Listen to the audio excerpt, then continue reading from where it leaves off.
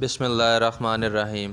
السلام علیکم معزز سامعین، میرا نام ہے محمد افضل اور آپ دیکھ رہے ہیں اسلامی معلومات افضل کے ساتھ۔ آئیے چلتے ہیں ہم اپنی اگلی قسط کی طرف۔ ویڈیو شروع کرنے سے پہلے گزارش ہے چینل کو سبسکرائب ضرور کر دیں، شکریہ۔ پھر حضرت علی رضی اللہ تعالیٰ عنہ بستر مرگ پر لیٹ گئے اور سبز چادر اوڑھ کر سو رہے۔ دشمنوں کو آپ صلی اللہ علیہ وسلم کا انتظار تو تھا ہی، ایک ایک لمحہ ان پر بھار ہو رہا تھا۔ دیر ہو گئی تو روزن سے وہ اندر جھانکنے لگے۔ بستر مبارک پر نظر پڑی تو آپس میں بولے، وہ دیکھو محمد صلی اللہ علیہ وسلم سو رہا ہے، جسم پر چادر بھی پڑی ہے۔ پھر وہ سونے والے کا انتظار کرنے لگے کہ وہ باہر آئے اور سب ایک ساتھ اس پر ٹوٹ پڑیں۔ اس سے پہلے یہ ہوا کہ رات زیادہ گزر گئی تو ان پر غفلت سی طاری ہو گئی اور آپ صلی اللہ علیہ وسلم ان کو چھوڑ کر باہر چلے آئے۔ اس سے دو تین دن پہلے آپ صلی اللہ علیہ وسلم ابو بکر رضی اللہ تعالیٰ عنہ کے گھر گئے۔ دوپہر کا وقت تھا، دروازے پر دستک دی تو حضرت ابو بکر رضی اللہ تعالیٰ عنہ باہر آئے۔ نظر پڑتے ہی بے ساختہ بولے، شاید کوئی خاص بات ہے کہ حضرت نے اس وقت زحمت فرمائی۔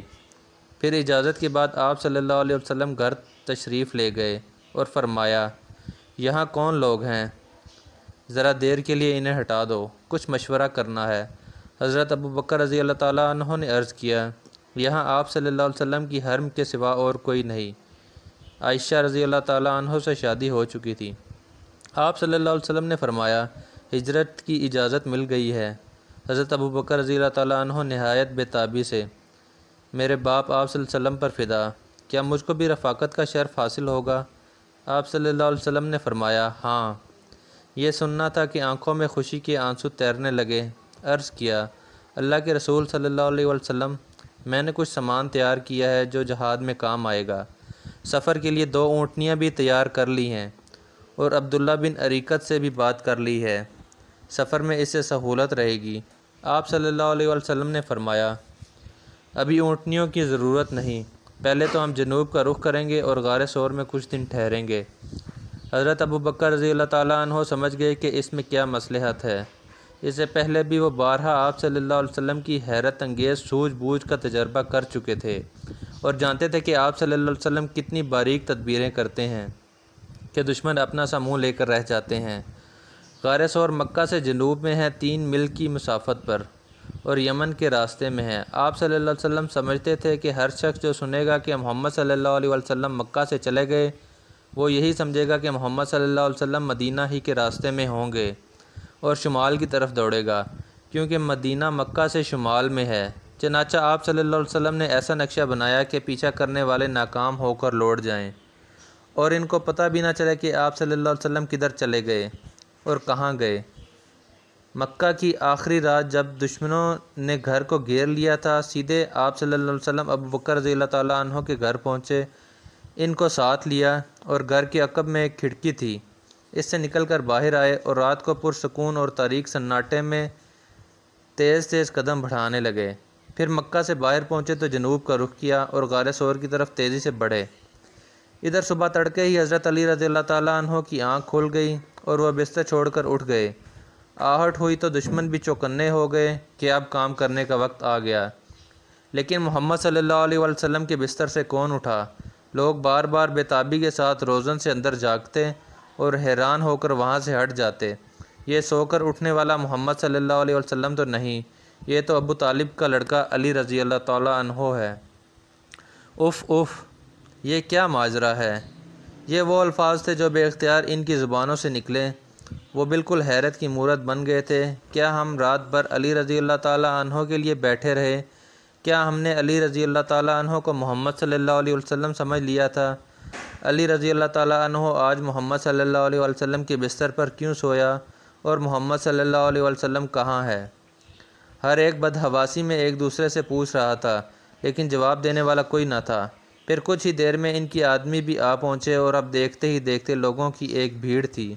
لوگ بے تابی سے چلے آ رہے تھے کہ دیکھیں محمد صلی اللہ علیہ وسلم کا کیا حشر ہوا، لیکن یہاں پہنچے تو معلوم ہوا کہ محمد صلی اللہ علیہ وسلم تو کہیں چھپ گئے۔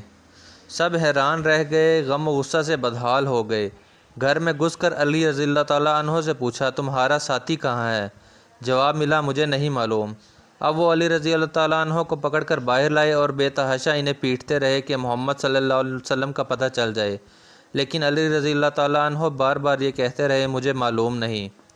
پھر جب وہ بالکل مایوس ہو گئے تو علی رضی اللہ تعالیٰ عنہ کو لے جا کر کعبہ میں بند کر دیا، مگر وہاں بھی ان کو رحم نہ آیا اور وہ برابر ستاتے رہے، یہاں تک کہ کچھ رشتہ دار بیچ میں پڑے اور اس طرح کہیں جا کر ان کی جان چھوٹی۔